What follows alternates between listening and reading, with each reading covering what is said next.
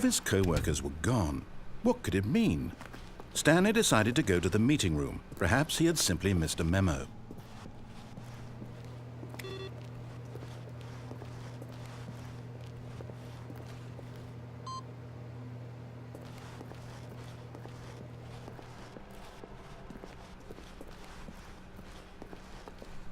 When Stanley came to a set of 2 open doors, he entered the door on his left.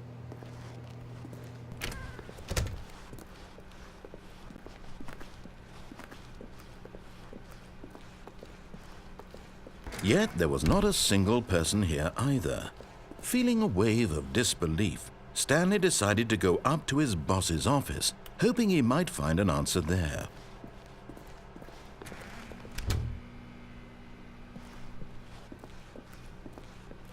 Coming to a staircase, Stanley walked upstairs to his boss's office.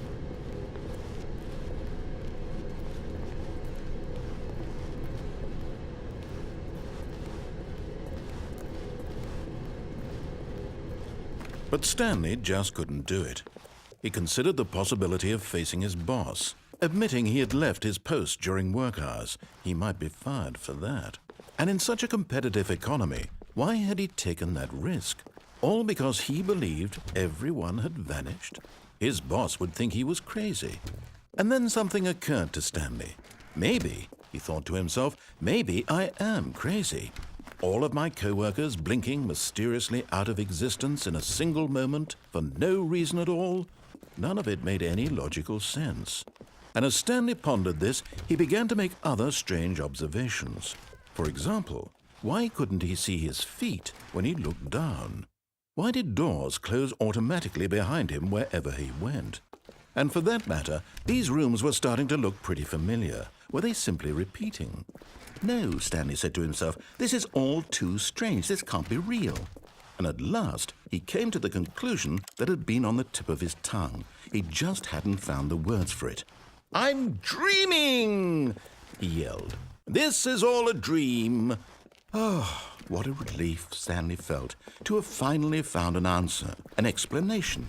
His co-workers weren't actually gone. He wasn't going to lose his job. He wasn't crazy after all. And he thought to himself, I suppose I'll wake up soon. I'll have to go back to my boring real-life job pushing buttons. I may as well enjoy this while I'm still lucid. So he imagined himself flying and began to gently float above the ground. Then he imagined himself soaring through space on a magical starfield, and it too appeared. It was so much fun, and Stanley marveled that he had still not woken up. How was he remaining so lucid? And then perhaps the strangest question of them all entered Stanley's head. One he was amazed he hadn't asked himself sooner. Why is there a voice in my head dictating everything that I'm doing and thinking? Now the voice was describing itself being considered by Stanley, who found it particularly strange. I'm dreaming about a voice describing me, thinking about how it's describing my thoughts, he thought. And while he thought it all very odd and wondered if this voice spoke to all people in their dreams, the truth was that, of course, this was not a dream. How could it be? Was Stanley simply deceiving himself, believing that if he's asleep he doesn't have to take responsibility for himself? Stanley is as awake right now as he's ever been in his life. Now, hearing the voice speak these words was quite a shock to Stanley. After all, he knew for certain, beyond a doubt, that this was in fact a dream.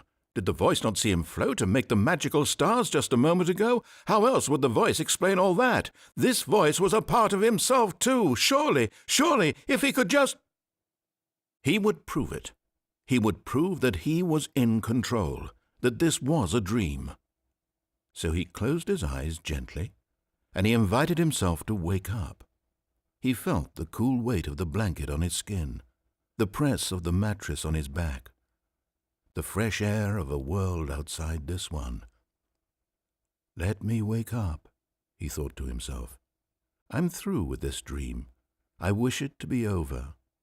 Let me go back to my job. Let me continue pushing the buttons. Please, it's all I want.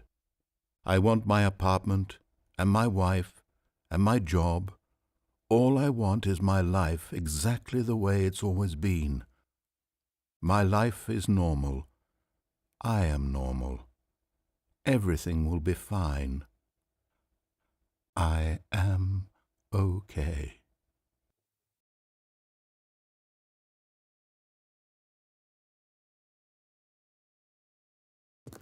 Stanley began screaming. "Please, someone, wake me up. My name is Stanley.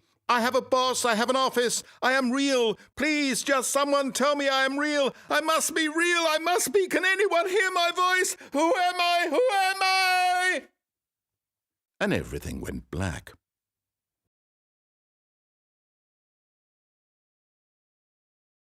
This is the story of a woman named Mariella. Mariella woke up on a day like any other. She arose, got dressed, gathered her belongings, and walked to her place of work. But on this particular day, her walk was interrupted by the body of a man who had stumbled through town talking and screaming to himself, and then collapsed dead on the sidewalk. And although she would soon turn to go call for an ambulance, for just a few brief moments she considered the strange man. He was obviously crazy.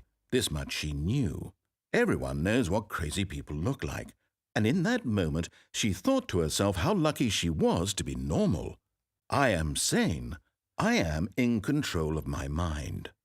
I know what is real and what isn't.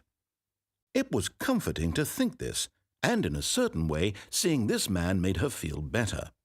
But then she remembered the meeting she had scheduled for that day, the very important people whose impressions of her would affect her career, and by extension, the rest of her life. She had no time for this, so it was only a moment that she stood there, staring down at the body. And then she turned and ran.